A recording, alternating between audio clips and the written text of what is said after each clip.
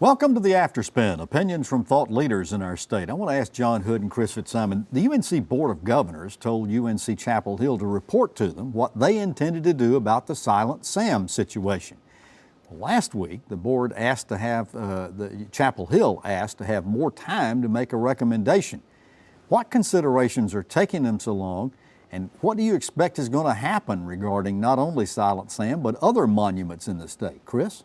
Well, I hope what's taken them so long is they're trying to find a place to put it that isn't offensive to a significant part of North Carolina and a significant number of students who have to walk by it every day. I'm really alarmed that there is a faction who wants to put it right back where it was, and I propose if they do that, that the people who lead that maybe could dress in Confederate garb and read the dedication speech that was given when it was first put up.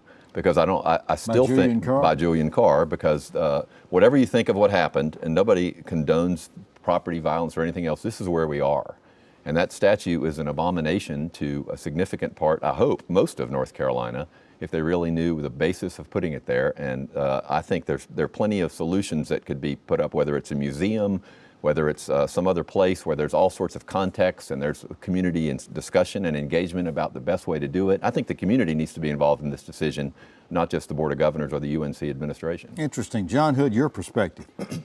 Well, if the university or the legislature permits the statue to be torn down illegally and then not replaced, they're condoning violent behavior. That's the fundamental problem. So I think at least for a time it has to go back up exactly where it was, properly defended. In the long run, the question is different. The long run is where should it go on campus or elsewhere? I think that is an issue that people are talking back and forth about. And one of the issues here is the legislature passed a law.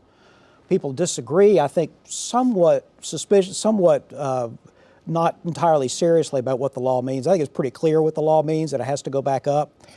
But if they don't want to do that, then the legislature is going to need to take some action to give the authority appropriate to whatever the solution is. It's important to keep in mind this is not, other monument debates have been a state versus local dispute, and I would side with the locals in that case.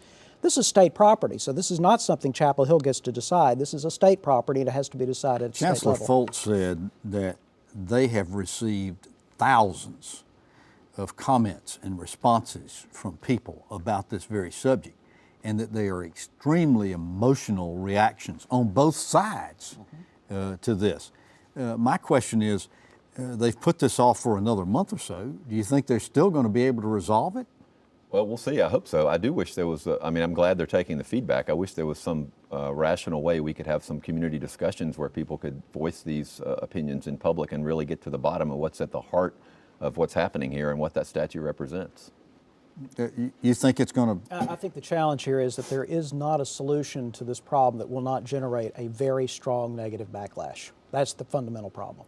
So this is kind of a no-win situation all the way around. It is a no-win scenario. And tearing the statue down did not improve it, it made it worse. And you sort of have to have some empathy both for Chancellor Folt and UNC Chapel Hill, but also the Board of Governors to some extent, because they're going to be in a situation where they're going to be having to make the final decision. It would have been much easier to move the statue to some other location with appropriate context and so forth if it had not been torn down. Well, that's correct. Although there were many members of the Board of Governors who would have just vigorously opposed that, and whether it was torn down or not. And President Spellings asked for some help to make sure the violence didn't take place, if you remember correctly, and it didn't come.